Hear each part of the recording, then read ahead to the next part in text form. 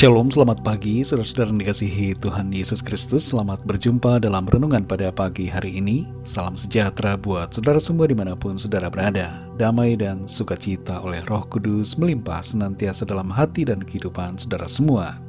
Sebelum kita mendengarkan renungan firman Tuhan, mari sama-sama kita berdoa. Bapa kami yang di sorga, Bapa dalam nama Tuhan Yesus Kristus, kami mengucap syukur untuk pagi hari ini. Kembali kami boleh bangun dengan kekuatan, kesehatan, dan berkat Tuhan. Sungguh luar biasa kasih kemurahan-Mu bagi kami. Terima kasih untuk perlindungan Tuhan di sepanjang malam hingga pagi ini. Pada saat ini kami mau mendengarkan sabda firman-Mu. Berkati kami ya Bapa, supaya kami mengerti akan kehendak-Mu. Dalam nama Tuhan Yesus kami berdoa. Haleluya. Amin. Saudara yang dikasih Tuhan, nats Alkitab kita pada saat ini terdapat dalam 2 Samuel 23 ayat 1-7. Saudara dapat membacanya secara pribadi kemudian kembali melanjutkan renungan ini. Saya akan membacakan 2 Samuel 23 ayat 3-5. Tertulis demikian. Allah Israel berfirman, Gunung Batu Israel berkata kepadaku, apabila seorang memerintah manusia dengan adil, memerintah dengan takut akan Allah, ia bersinar seperti fajar di waktu pagi, pagi yang tidak berawan, yang sesudah hujan membuat berkilauan rumput muda di tanah. Bukankah seperti itu keluargaku di hadapan Allah? Sebab ia menegakkan bagiku suatu perjanjian kekal, teratur dalam segala-galanya dan terjamin. Sebab segala keselamatanku dan segala kesukaanku, bukankah Dia yang menumbuhkannya? Saudara yang dikasih Tuhan, presiden di berbagai negara di dunia mempunyai catatan sejarahnya masing-masing dalam memerintah. Kesalahan mereka akan selalu diingat sepanjang masa dan menjadi kenangan yang tertulis secara manual ataupun digital. Kebaikan dan keberhasilan mereka juga di sisi lain akan diingat dan memberikan kesan yang baik. Kehidupan setiap orang di dunia ini, entah ia presiden atau bukan, raja atau orang biasa, akan bersinar atau tidak, tergantung dari bagaimana mereka menjalani kehidupan mereka. Raja Daud semasa hidupnya mengalami kasih dan kemurahan Tuhan. Ia menghadapi berbagai situasi yang menguji imannya. Ada saat di mana ia terjatuh, tapi ia bertobat dan diampuni oleh Tuhan. Daud menunjukkan dirinya sebagai seorang yang hidup taat, rendah hati dan bersikap bijaksana. Ia memerintah dengan adil dan takut akan Tuhan. Meskipun beberapa kali ia mengalami keadaan sulit, namun ia melewati semuanya dengan kemenangan. Pertolongan demi pertolongan Tuhan dialaminya selama hidupnya. Dan ia menyadari akan kemurahan Tuhan yang begitu besar bagi dirinya dan keluarganya. Di masa tuanya, Raja Daud menyampaikan firman Tuhan dalam bagian perikop ini yang menyatakan tentang kebenaran mengenai 3 hal. Yang pertama adalah kehidupan orang benar pasti akan bersinar. Di ayat yang ketiga dan keempat tertulis, apabila seorang memerintah manusia dengan adil dan takut akan Allah, ia bersinar seperti fajar di waktu pagi.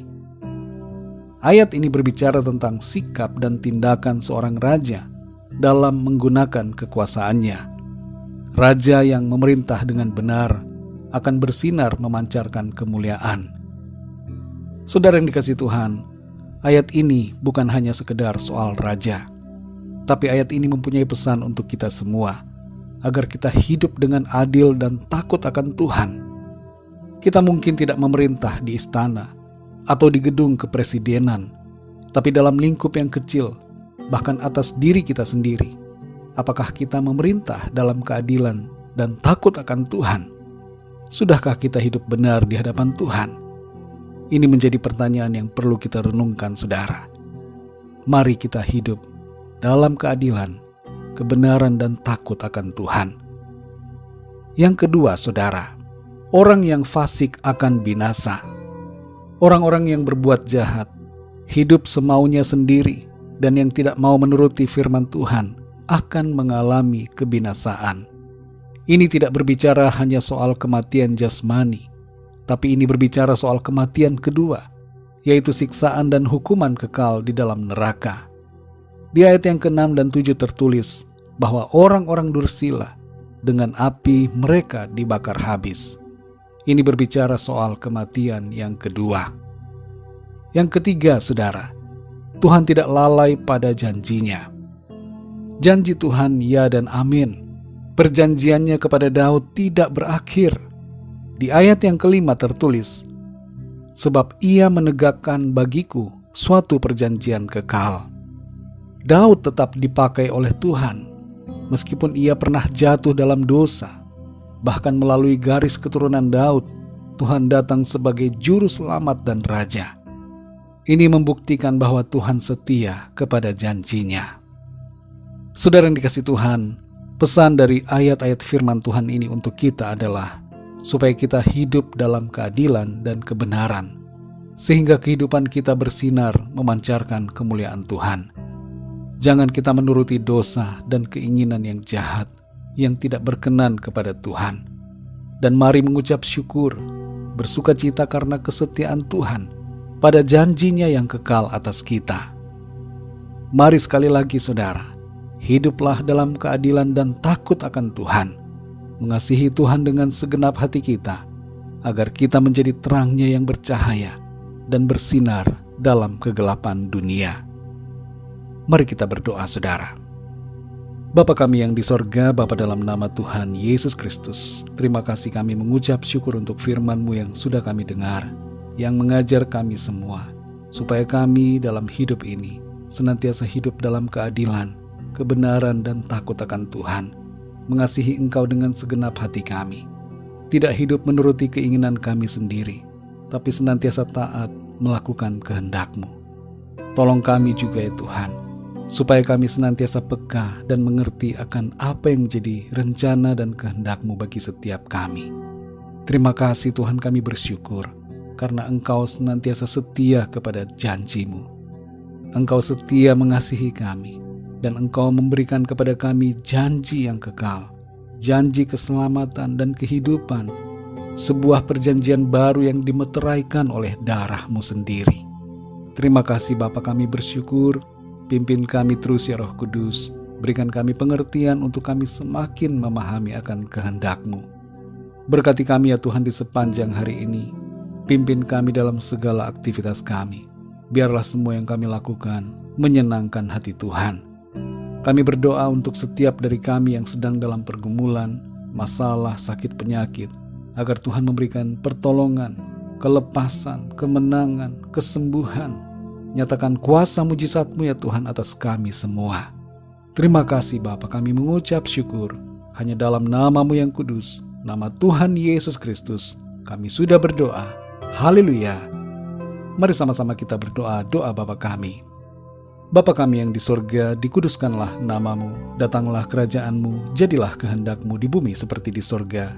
Berikanlah kami pada hari ini makanan kami yang secukupnya, dan ampunilah kami akan kesalahan kami, seperti kami pun mengampuni orang yang bersalah kepada kami.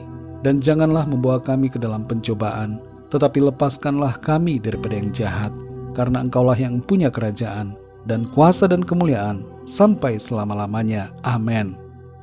Terimalah berkat Tuhan. Tuhan memberkati engkau dan melindungi engkau. Tuhan menyinari engkau dengan wajah-Nya dan memberikan kasih karunia. Tuhan menghadapkan wajah-Nya kepadamu dan memberikan damai sejahtera. Berkat anugerah dari Bapa Surgawi, cinta kasih karunia dari Tuhan Yesus Kristus, dalam persekutuan dan penghiburan Roh Kudus, menyertai kita semua, sekarang ini dan sampai selama-lamanya. Dalam berkat nama Tuhan Yesus Kristus. Haleluya. Amin. Puji Tuhan, saudara yang dikasihi Tuhan, saya percaya firman Tuhan menjadi berkat dan kekuatan buat saudara semua. Dan Roh Kudus akan menolong saudara untuk lebih lagi memahami kebenaran firman Tuhan. Tuhan Yesus memberkati saudara semua. Sampai jumpa dalam renungan yang berikutnya. Haleluya.